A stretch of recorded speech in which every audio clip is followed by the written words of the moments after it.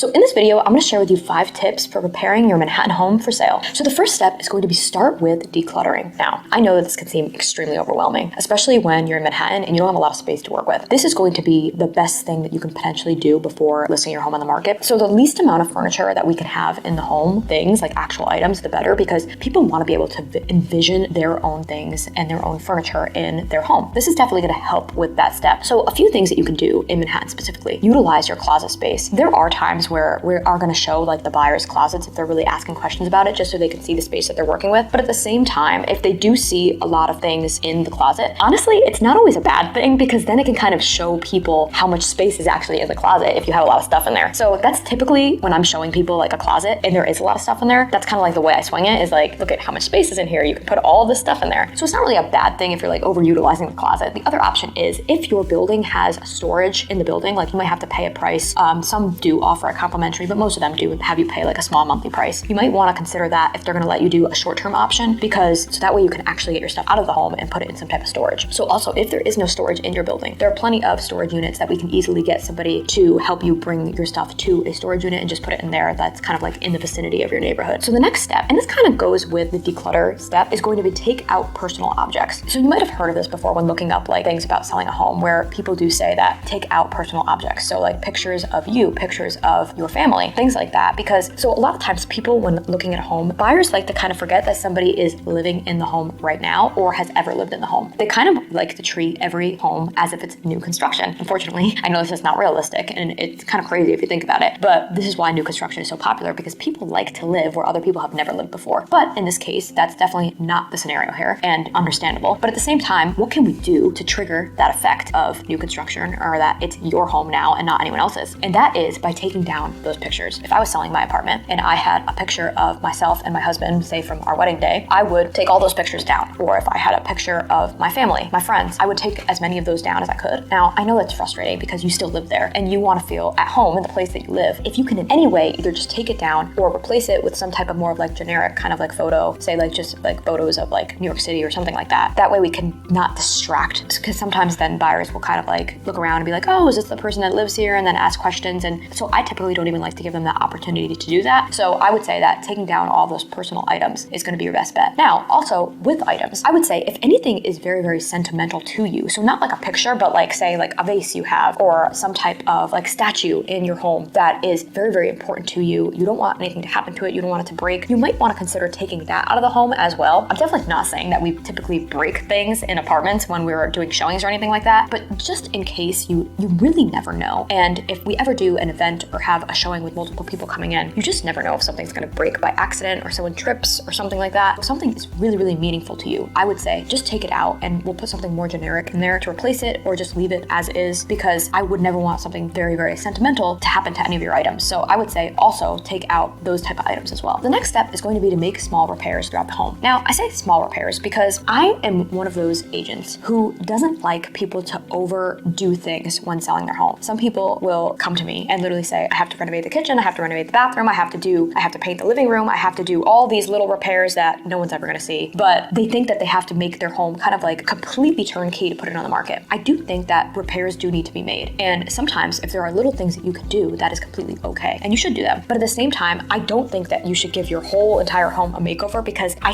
tend to see that a lot of times you don't get your money back when you do that. So I do recommend doing small repairs that are more like, I would say, like visible, like things that need to be done. So if a little area of your home needs to be painted because of chipped paint or something like that, then I would recommend making small changes. If like say something's wrong with like a doorknob, a door hinge, something like that, something is visibly like broken in the home, I would say you can definitely get that fixed. However, don't go overboard in this step, because I would never want to see somebody invest all this money into fixing up their home to make it perfect, and then the buyers come in and negotiate down, you're not getting your money back, or basically just redo all the work that you already did anyway, because that happens a lot. Once you're past that small repair stage, the next step is going to be like highlight the best features of your home. So what do I mean by highlighting the best features? Think about your home and what attracted you to this home in the first place. Was it the view? Was it the coziness of the home? Was it the grand primary bedroom? Was it this oversized bathroom that you absolutely loved? What was it? And I already gave you so many different examples here. These are all like, this doesn't even touch the surface of all the different examples that can really take place in different homes across Manhattan. So I want you to really think about, what is it that you love? I don't want you to really think too much about like, oh, I love the community. Oh, I love the neighborhood. I want you to think about the actual actual home here, because we can handle the community part, we can handle the neighborhood part, because we can definitely play that up from the showing side. But the one thing is, I want you to focus on what is it. If it's the view, what can we do to make that view look even better? What can we do with the lighting to make that view the focal point? Or if it's something else, what can we do if it's the kitchen? What can we do in the kitchen to make it look even better than it already is? Like, let's play up the best features of your home. So every home, I would say, has some feature that's gonna be like a draw, even in every price point. Like, get creative here. Think about what drew you to the home to the first place, and then we'll go from there. The next part is gonna be optional, but I would say it definitely is for the best long term. I want you to consider staging your home. And the reason why is staged homes always sell for more than non-staged homes. That's just a fact. So the only time where I recommend not staging a home is when the person's furniture already looks staged. And that does happen sometimes. It's rare, but it does happen sometimes. If the home is vacant, or if the furniture is outdated, or very particular to say a certain type of taste, I would suggest probably removing that furniture and staging it. Or if there's no furniture, put furniture in, stage it. Because buyers cannot envision. They can't. And for the most part, at least. And sometimes even as agents, when I see a non-staged home versus a staged home, I come in after the stagers have done their work, and I'm like, wow, this is amazing. I didn't even think of using the home in this way, or something like that. We, as industry professionals, are still stunned at staging. So if we feel like that, imagine how all the buyers in the market feel. They definitely feel like that, like times 10. I would definitely consider it. And also, I don't want you to be too intimidated by staging, because there are all different price points that you can do for staging. So it's not gonna be like crazy, ridiculous, like out of control cost. There are different ways that we can get creative. So I can do a whole video on that as well, on like how to save money while staging. So if you have any specific questions about that, just let me know. I hope this helped you guys figure out some ways that you can prepare your home for sale in Manhattan. If there's anything that I missed in this video, or if you guys want to share your experiences in the comments, please do, because as always, I love hearing from you guys.